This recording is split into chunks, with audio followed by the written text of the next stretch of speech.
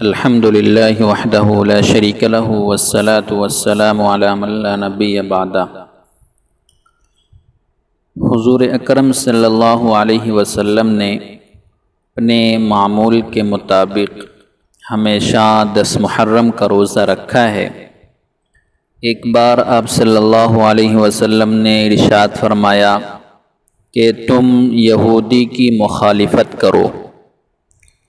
وہ 10 محرم ہی کا روزہ رکھتے ہیں تو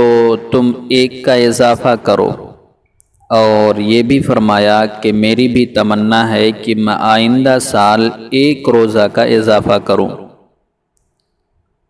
تو آئندہ سال آپ زندہ نہیں رہے، آپ دنیا سے تشریف لے گئے، تو اس کی بنیاد پر ہم کہتے ہیں کہ صرف 10 محرم کا روزہ رکھنا جائز ہے،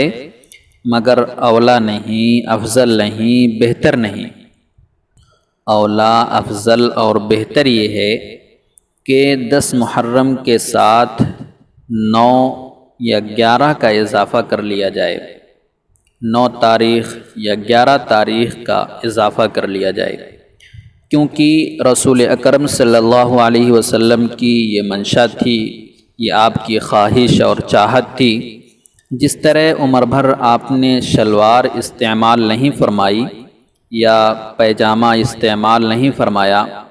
لنگی استعمال فرمایا، لیکن آپ پیجامہ اور شلوار کو پسند فرمایا کرتے تھے، تو اب دنیا بھر میں تہمد ہو اور لنگی کے بجائے شلوار ہی کا استعمال افضل اور بہتر سمجھا جاتا ہے۔ اگرچہ لنگی کا پہننا جائز ہے، حرج کی کوئی بات نہیں ہے اگر سطر کا اہتمام ہو سکتا ہو۔ اسی طرح 23 تاریخ اور 25 تاریخ رمضان کی شب آپ نے تراویح جماعت کے ساتھ کروائی ہے، اس کے بعد جماعت نہیں کروائی ہے، لیکن آپ کی منشا ہی یہی تھی کہ تراویح پورا ماہ جماعت کے ساتھ ہونی چاہیے، چونکہ آپ حدیث پاک میں ارشاد فرما رہے ہیں انی خشیت ان یفترض علیکم، کہ نہ کروانے کی وجہ اگر میں جماعت کا اہتمام کرا دیتا تو تم پر تراویح کی جماعت فرض ہو جاتی۔ تو حضرت عمر رضی اللہ تعالی عنہ نے اس منشا کو سمجھا ہے، تو پورا ماہ تراویح کی جماعت کا اہتمام کرا دیا ہے۔ اسی طرح حدیث پاک سے اب یہ بات معلوم ہوتی ہے کہ آپ کی منشا 9، 10 یا 10 اور 11 محرم کے 2 روزے ہیں۔ چونکہ اس دور میں یہودی روزہ نہیں رکھتے ہیں، لہٰذا ہم صرف 10 محرم کا روزہ رکھیں گے تو مشابہت نہیں ہوگی، تو مشابہت کی کوئی علت نہیں پائی جائے گی، لہذا صرف 10 محرم کا روزہ رکھا جائے، یہ بات مناسب نہیں۔ بسا اوقات علت ہی نہیں دیکھی جاتی بلکہ خود حکم ہی علت کے قائم مقام بن جاتا ہے۔ جس طرح سفر میں قصر نماز کی علت وہ مشقت ہے، لیکن اب خود سفر ہی کو علت قرار دے دیا گیا ہے۔ مشقت ہو تب بھی نماز قصر ہے، مشقت نہ ہو تب بھی نماز قصر ہے۔ اب اگر کوئی شخص یہ کہے کہ چونکہ مشقت نہیں ہے لہذا قصر کے بجائے پوری نماز اب پڑھنا افضل ہے، یہ بہتر نہیں ہے، بلکہ نماز قصر ہوگی، خواہ مشقت ہو خواہ مشقت نہ ہو۔ بالکل اسی طرح آج ایک نئی بات چل پڑی ہے کہ جی شلوار ٹخنوں سے نیچے کرنا حرام ہے، اس کی وجہ کبر ہے، لہذا کبر ہو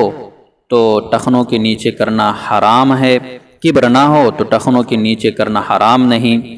اب بنیاد کبر نہیں ہے بلکہ حکم ہی بنیاد ہے کہ ٹخنوں سے نیچے مرد کے لیے شلوار کرنا حرام ہے، خواہ کبر ہو خواہ کبر نہ ہو، دل میں خود کو بڑا سمجھے یا بڑا نہ سمجھے۔ اسی طرح ذہن نشین فرمائیں کہ محرم میں 9، 10 یا 10 اور 11 کا روزہ یہی افضل ہے، خواہ یہودی 10 کا روزہ رکھیں یا نہ رکھیں۔ اب ان سے مشابہت ہو یا اب ان سے مشابہت نہ ہو، اب اس بات کو نہیں دیکھیں گے کہ مشابہت کس میں ہے، اب یہی دیکھیں گے کہ منشأ نبوت کیا ہے۔ اسی لیے میری اہل سنت والجماعت احناف دیوبند سے تعلق رکھنے والے تمام احباب کی خدمت میں گزارش ہے کہ آپ 9، 10 یا 10 اور 11 محرم کا روزہ رکھیں، اور صرف 10 محرم کا روزہ رکھنا جائز نہیں، لیکن افضل، اولا اور بہتر کے خلاف ہے، اسی کو فقہاء کرام مکروہ فرماتے ہیں۔ اللہ تعالی ہمیں یہ بات سمجھنے کی توفیق عطا فرمائے، اپنے اکابر، اپنے اسلاف، اپنے مشائخ کا مسلک اور ان کا منہج دونوں کو لے کر چلنے کی توفیق عطا فرمائے۔ مسلک کا معنی عقائد اور منہج کا معنی طریقہ ہے، تو ہم اپنے اکابر کے مسلک یعنی نظریے کے بھی پابند ہیں، اور اپنے اکابر کے منہج یعنی ان کے طریقے کے بھی پابند ہیں۔ دونوں چیزوں کا ہمیں خیال رکھنا چاہیے۔ ان دونوں چیزوں کا خیال رکھیں گے تو اللہ تعالیٰ کی وہی مدد ہوگی جو ہمارے اکابر، اسلاف اور مشائخ کے ساتھ تھی، اور انشاءاللہ تعالیٰ محبوبیت بھی وہی ملے گی جو ہمارے اکابر، اسلاف، مشائخ کو ملی تھی۔ اور سب سے بڑھ کر کہ قیامت کے دن انشاءاللہ تعالیٰ ہم وہیں کھڑے ہوں گے جہاں ہمارے اکابر، اسلاف اور مشائخ ہوں گے۔ اللہ تعالیٰ ہمیں دنیا میں بھی اور آخرت میں